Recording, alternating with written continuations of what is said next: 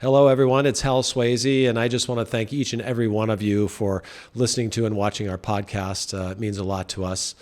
We are getting a lot of questions up from listeners about the San Luis Obispo real estate market. It's a real hot topic right now, so we're excited to dive in and help you stay informed. So we're introducing a new segment called Audience Question Time. So if you don't mind, and if you have a question about the real estate market, trends, anything real estate related, either text this number, 805-244-1170. That's 805-244-1170. Or there's going to be a QR code with the number to make it easy. So when you text in, you'll get an automated reply to confirm we've received it. Then each episode, we're going to pick one of those questions, discuss it, and dive in detail. So we're here to reach out and keep you informed, so please reach out to us, and we want to provide good content and keep you engaged in what's happening in the local market. Thanks for being a viewer, and look forward to your questions. From our San Luis Obispo recording studio, it's another episode of the San Luis Obispo Real Estate Podcast with Hal Sweasey. My name is James. Again, you can call me Mr. Good if you want to. Hal, how's it going? It's going great, James. Thank you for that kind and warm introduction. And also with us, of course, as always, the CEO of KW Central Coast, Miss Bobby Kelly. How are you? I'm great. Happy to be here. I will never call you Mr. Good. It's not happening. Okay. Keep going. You just did, but thank you. Appreciate it. And of course, our leadership coach, Mr. John Turner. How are you, sir? Fantastic. Happy Now, to be here. Hope to help the team win. Is it retired, semi-retired? What is it, JT? I guess semi-retired. Well, you're here all the time, so... I'm not here all the time. wouldn't say. And I couldn't say semi. Gotcha. Yeah. And then Albert's back with us. How are you, sir? I'm doing great, and thanks for the invite. You're not invited anymore. You're just part of it. So we're gonna assume that you're gonna be here from now on. So I think you've just become part of the group. I almost said I group. feel like Sorry. I've been adopted. Yeah. Careful. He's earned this. He's earned that position. Yeah. Right. Yeah. I guess Going to so. show up on our tax return as a dependent. And then Jeff. Sorry, sir. I didn't forget about you. How you doing? Oh, I'm doing good. I think I know the Mr. I know the Mr. Good reference. I know what it is because I used to have a friend, a little or I still obvious. have a friend. His last name is Good, Right. and we would always call him Bueno. Right. Well, I mean, So it's the adverse. Cute. I of hope that. I hope you'd figure out why, Mr. Good. So JT calls me Mr. Good every once in a while, but you don't there's actually a Mr. Good, an alter ego of mine, but we won't get into that. Well, you don't introduce yourself by your full name. No, If you I don't did, know. everybody'd understand the good part. Right. Yeah. So that's why I just say Mr. Good. It's fine. Okay. Bobby loves it, so I just figured I'd say it. Anyways, we have a podcast episode today, so let's go ahead and get rolling. Well, Oh yeah, Albert, you were mentioning. Okay. You've. And Albert's going to take us to the future. I bet you this is going to be a fun conversation. So you judge me on the other side. He of went this. to the future and he's flown back and he's going to Okay. share it with us. Okay. All right. So I think one of the more interesting things to talk about is not stuff that could happen, right? Right. Stuff that, and also stuff that we're going to have a choice whether or not we jump on board with. Yes. And so, like, for example, me as a large broker, there's this product that's coming to California next year, and I have to decide if we're going to get involved with it, and this is something that we want to offer to our sellers or not. Yep. And it's a pretty radical idea, actually. So that makes it even more interesting, Yeah, right? right. And so let me lay the premise, and then I'll describe it, and then you guys, let's banter this out and say, is this a good idea? Should we do this or not? Okay, good. Okay, so I think we could say that there is a trend towards the real estate industry becoming more consumer-centric. Okay, and what I mean by that is the DOJ settlement is an example of that, focusing more on protect the consumer. Also, teams like yours, doing things like having moving trucks and that kind of thing, like finding ways to have value besides just the transaction. Right. Having an ongoing relationship of how do I help you maintain the home, not just be there in every 7 years when you want to do a transaction. Right. So we keep coming more towards how do we serve the client better? How do we serve the client better? Okay, so in that vein, there's this company called Final Offer. Okay, Final Offer is operating in 12 states in America, mostly on the East Coast right now, and they're going to be coming to California next year. Why don't you explain to people how you Found it. you got tied into this Final Offer? Oh, like You how were I at became aware of You it? went to a meeting. So there's this group called FOR. It's an acronym for the future of real estate. And so the largest brokers in the United States, there was about 40 of us in the room. We get together twice a year, and in that twice a year, we try to, it's almost like a think tank. where we're trying to say, okay, what's happening next? Because when you're operating like an oil tanker, right, you can't steer that thing real fast. So you have to have a pretty good idea where things are going and be ready for it well in advance. And so I was just at their last conference 2 weeks ago, and everything was around more value to the consumer, right? Because the trick is the brokerage and the agents have to start getting together as a team in order to succeed in that world. Because I can buy software licenses that don't make economic sense on the agent side. And then on the other side, the agents have to be good implementers of this stuff. Sure. So that it's actually bringing the value that we hope it is. And so there was really a very tight focus on just a couple things. And the most radical one was this concept called final offer. Now, and I'm just going to say in advance, you're going to hate it, all right? Initially, because when I heard it... Sounds amazing. when I heard it for the first time, I'm like, that's crazy, and that's double crazy You're in going to say California. no bueno. Okay. Yeah. Okay. What if... Okay. The hairiest part of the transaction is the negotiation process of which offer gets accepted. Okay, the all of the offers come in, and the decision tree about, especially in this market that's very competitive with low inventory, and one of the most common experiences of a buyer in that market is they went to the open house, they were super interested, didn't get their act together, and didn't get the house because they find out it already went pending, right? And they were just in the process of possibly making that offer, only to find out it's completely off the market. Okay, so. What if, here's the big question, what if the negotiation process of determining which offer is accepted was public? Imagine if there was a billboard over the house. Live. Where every offer that came in was actually documented and shown. And as they're being negotiated and they're coming up in price and they're coming down in price, and then this one's talking about, I want 30 days, I want 45 days, much the way Venmo works, okay, where most of us used Venmo for like 5 years and didn't realize that we put in poker winnings and then we were actually putting that into public. Okay. You use that "we" term loosely. We saw you. I saw banked a you on poker game there. for a couple of years and got banned from Venmo. I realized that you don't put poker winnings in the note. Okay. So I learned that the hard way. That's a tip for everybody. Don't do that. Because it's not a choice. They have to. Yeah. Anyway, so cutting the chase, that's funny. So cutting to the chase, so the trick is what they're working with is they're saying, what if there was a transparency to that entire process? Because for the most part, like I know agents. 99% of agents operate with integrity and are looking out for their clients, right? Mm-hmm. But the problem is anything that happens behind closed doors in the smoky room, there's a perception of potentially, if you don't get what you want, that you've been done wrong. Right. Right? Yep. And so potentially documenting everything that goes on in that process has value in saying like, no, you can literally see the trail of here's your offer, here's why they didn't take it, right? Well, and I've witnessed, around here for the last 7 years where when the buyer's agents are working with another listing agent, not Hal Sweasey, that they're reluctant to give out information. And the more information they give out, they're only helping their own client. They think everything has to be a secret, and they may be losing out on a better offer because they've been secretive. Mm-hmm. So this would overcome the inexperienced agent that doesn't realize that offers are not. You're literally private? Jumping to step 2 on this. Okay, sorry. 'Cause here's the thing. At first, it's just, are we going to take the risk of making all this information public just for the sake of having a paper trail? Okay, I would argue that's not enough. That's not enough of a reason to do it. Okay, we know we're doing the right thing. We can defend our position.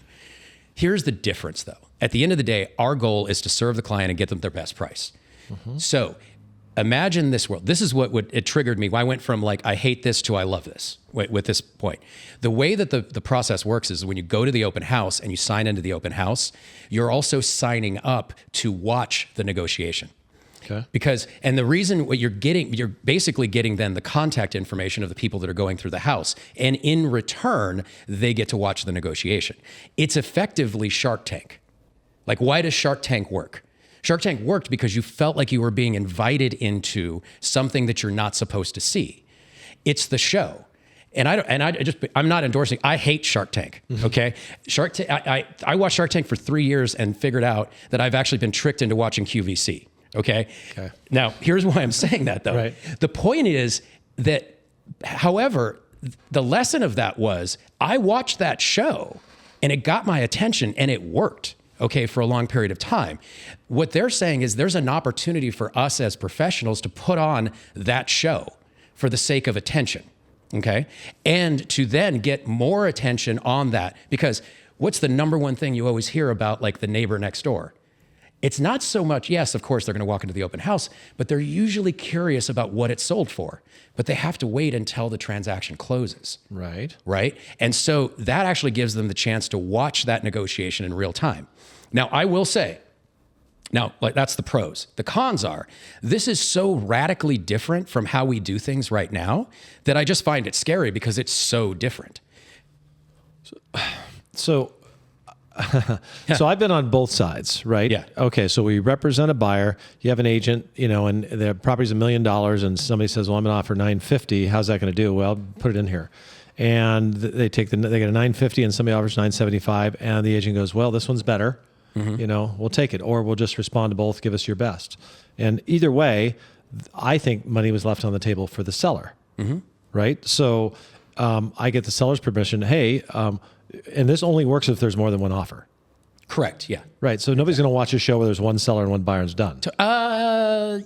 No, because they want to know what it's sold for Before it closes. before it actually hits the MLS. It's Okay. sold. So Yeah. so there might be somebody who had an interest in the house. Yeah. Would be the person that would watch or sign up or something. Might create a second offer. Basically, and then, Sure. Oh, hey, this property $1 million. They're about to sell it for $825. Hello, I'm a buyer. wait a minute. I'll pay that. See, Wait a I minute, think, I'd pay I think that Yeah. that's the biggest mistake sellers make, in my opinion. They go, hey, let's try $1 million, even though the neighbor sold for $850. Right. And then they wait and they sit and they get discouraged and no, I don't want to drop the price. I'll take an offer, and then they get an offer for $850, and somebody else who looked at it goes, if I would have known I could have bought it for $850, I would have bought it in 2 seconds. Right. And then you have a competition. Yeah. So one, having the proper price on the market is important. But two, when I'm negotiating for a seller, if we're fortunate enough to have multiple offers, I go, hey, let's do the best we can to get responses. And when we do, let me go back to the number 2 offer and just let them know you're not a winner. Now, it's not exactly, but sometimes they'll say, unless you're over, in this case, $1 million, you're not going to get it. Right? Are you sure that's all you can do? Well, let me see. Oh, no, we're going to go to $1,025,000. Good for you. Great. Okay, so now they got more money. And then, so it's more like a live auction, versus just, silent auction, here's your best offer. So I think it's in the benefit of the seller. I think it's it's objectively in the benefit of the seller. But I'm sorry to interrupt, by the way. No, you're not. The challenge is, though, of course, that we know that when you're a professional in the market, there's a lot of variables, right? Like, for example, you can evaluate the financing conditions and say, like, wait a minute, that's not, sure, that's the offer, but that's never going to happen. Right. And so, when you've done this long enough, you can almost smell it and know, like, if there's something there or not. And so I think that the biggest con is that things can look wacky because your professional experience has told you that doesn't make sense. Don't accept that offer, and then you give that advice, but then there's no way to paper trail that, Sure. So I think that's the thing that I'd want to figure out how they manage that. And there's got to be a good answer for that, which I don't have, because that's not my product. I don't sell it. Right. But it does seem to be getting traction in the markets that it's in. Hal sits in the chair of being a seller's agent most of the time. We work with some people who spend a lot of time in the buyer's agent chair. So what impact would this have on a buyer's agent? My first thought would be it's a darn good thing that this NAR ruling happened this year, because agents got in the habit of having buyer-broker agreements. Because if I don't have a buyer-broker agreement with an agent and I'm sitting watching this thing online, I'm going to jump into it when I see an opportunity, and I may not use my agent to do that. I may go right to the other agent. Yeah. So I better have a buyer-broker agreement signed if I'm a buyer's agent. But if they're attending an open house, they should have had a buyer's broker agreement to go in there, at least at that specific house, right? I don't. Yeah, you keep referencing the open house. It could be you put it on the market, they look at it. It does not necessarily an open house. So it's the just they've key come and looked at it. But I'm just what they found in practice is, in terms of signing up people to watch, it's not available to the public. Okay, you are controlling who can watch it. Oh, only if you view the house. I've Okay. You have to sign up to You have watch. to sign up. I think No, even though you we're- have to go into the house and view it before you can sign up, is what it sounds like. correct. Yeah. Okay. And so I can't just be a neighbor or anybody and just go, hey, I want to track all these home negotiations from my computer. I have to have a buyer broker's agreement signed with an agent who's taking me into the home, and now I you have control of who's in the audience. Okay. In other words, You as the seller. you as the I'm- agent, you're running the platform. I'm running the platform. So Yeah. between me and the seller, we're deciding, okay. So I'm with another brokerage. I bring a buyer into your listing, and I say to you, I've got a buyer broker agreement signed, but I want to watch. So Don't ask me. I don't know. right, exactly. And then you're So you can decide whether I get to watch or not. well, but the reality is it's in our best interest to let as many people watch as possible. Okay. It's just not it's not an eBay. It's not genuinely public. It is something where you have to have been expressing some interest, to the agent to only be able public- to invite it into that process. Only Yeah. public to the people who've been approved for it to be watch. public. Yes. Yeah. Exactly. No, that makes sense. I mean, it's like an auction. I Yeah. think people do well at auctions. I mean, when I say people, if you're auctioning off a cow or a piece of art, Yeah. if you have a good auctioneer, Auctions exist because they determine prices very efficiently. yep. So what's the flop factor? What Flop could go wrong? There's some issue with California about California not mitigating allowed- California regulation. I mean, like Okay. that would be my concern. California is probably the most regulated business environment in the country. And so right? there's always the question of like, okay, am I negatively affecting a protected class somehow? In this process, I can't think of a way, but that would be a concern. But I will say, I think even though we're talking to our consumers right now, I always think it's kind of important to talk, just be candid about like, hey, what's in it for us? We want to meet as many people as we possibly can. And we want to have meaningful, valuable conversations with as many people as we possibly can. So inviting them to the show has value because what they're experiencing is that when consumers are getting a taste of this, they're like, I want to sell my house that way too. Wait, that makes sense. Like I get that. That's I love the transparency of it. I love the idea that I can see this. You learn by watching too. Right? Yeah. It's like, yeah. Oh, if you're right. going to have a Yeah. heart First-time surgery, home buyer? heart surgery, I mean, oh, this is what they're going to do. Oh, Wow. okay, wow, okay. I'm going to pick my surgeon. Yeah, Well, right. What about being a first-time home buyer? I think it's a phenomenal. You would learn a ton even if you don't win. Yeah. Right. Even You if would you be just better watch. for the second Yeah. deal you go after. You're going to be better. Now, who charges the viewers? Is it the seller gets paid a fee for getting to put on the show? No, I'm kidding. There's no fee. right. Yeah, I mean, I think how we're getting compensated is that we're looking good and selling more houses. I mean, like that's what's in it for us. Yeah.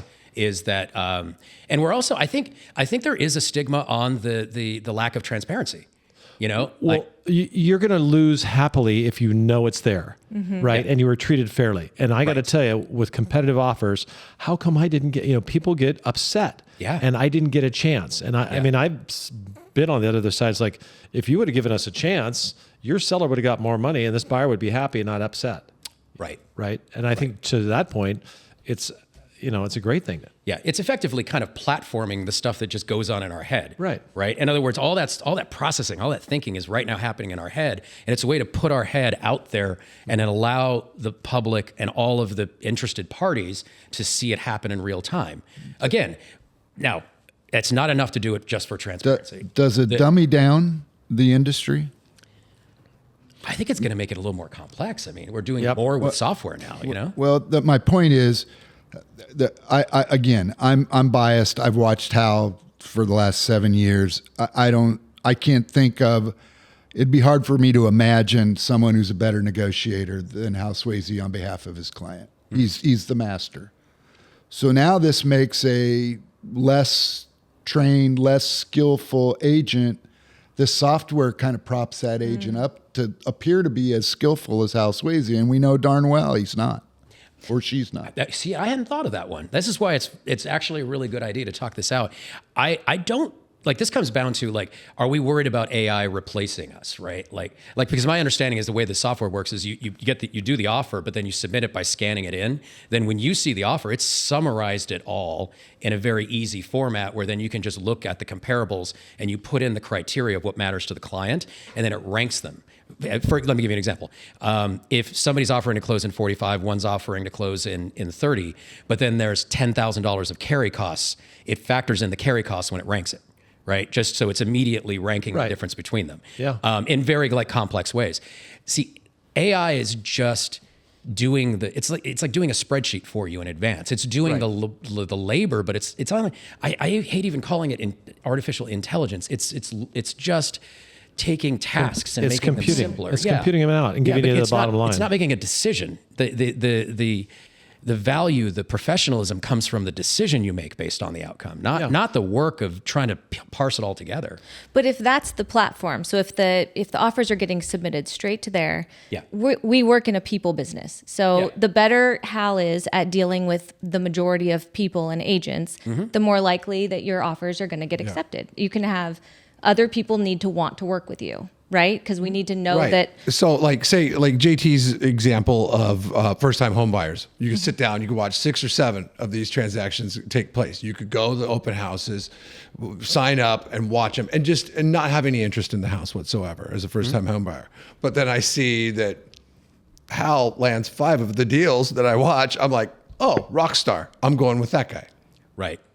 Right. Oh, in terms of counseling a buyer. It's almost like, okay, that guy knows what he's talking about because the success rate would be there published for everybody to see. Right? Well, this is the hardest thing to explain to my friends that are not in the industry, who want to use like their sister, for example. It's like, yes, your sister did 2 deals last year. And they're like, why aren't my offers getting accepted? Right? Like I keep making these offers and nobody takes them. Like, what is my sister doing wrong? Right? Good offers. And the problem is the sister's like a scarlet letter on the offer that they don't realize that they're being labeled, because the problem is an experienced agent. And this is a little bit of inside baseball with their industry, but I really do think consumers benefit by understanding this.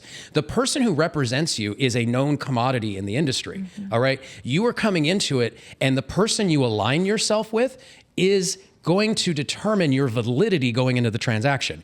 And we can say like, well, I don't like that. That's gross. They don't know that. But that's the truth. Like that's how the business works, because we've all lived in this world where you get to the end of an escrow and find out that the entire thing was a fantasy and it's not happening. Right? Professionals make sure that never happens to the seller. That stuff is worked out and figured out before you ever get into the deal. And so like that is part of the vetting process, and it's the value we add, because I mean the carry cost for a month is serious money. Right? And so it's our job to make sure that doesn't happen. And I do think the consumers benefit from understanding that like the stature and the professionalism and the history of who that person shows up in business follows your offer.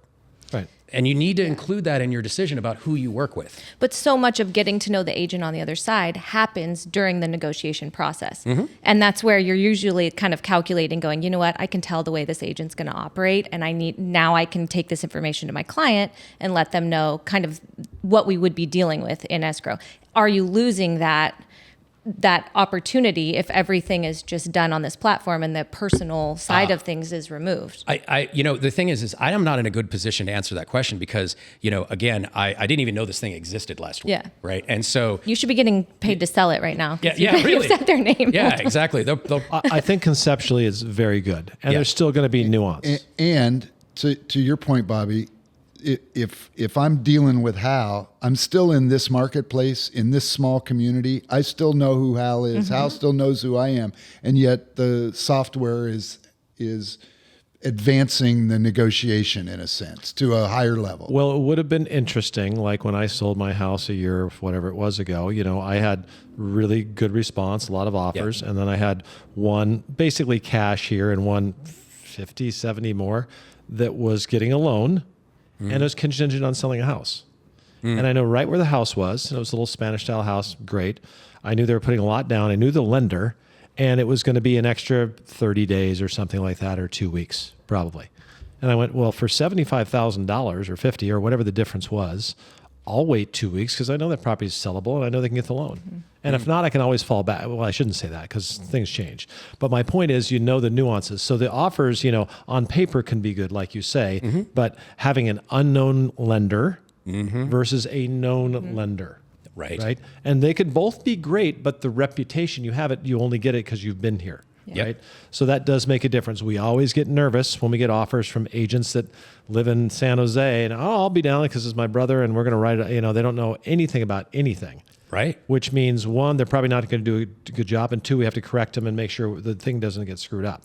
Yeah. So there is a certain amount of business reputation and experience that goes along with it. Just like I'm sure judges get new attorneys and old attorneys and go, okay, he's going to present a good case. She's going to do a good, this person's going to be better. And I got to watch out for that one because they never follow through or whatever it is. Right. Like pretending that doesn't exist is silly. Like let's just that is a component of the industry and it is true for all industries. There's different levels. So, so to answer your question, I would be very interested in seeing what that looks like. That service. Cool. Yeah. All right. Wow. I know. What an episode. Well, and I think it'd be good for a new agent because, at least I'd rather have an agent that gets aided in improving that process versus one that goes, well, this one looks good. Why don't we just take it? And then there's got 4 buyers out there that were upset. And one of them's, and when one buyer goes, okay, this is the most I can, I have to beat this number. Nope, I'm out.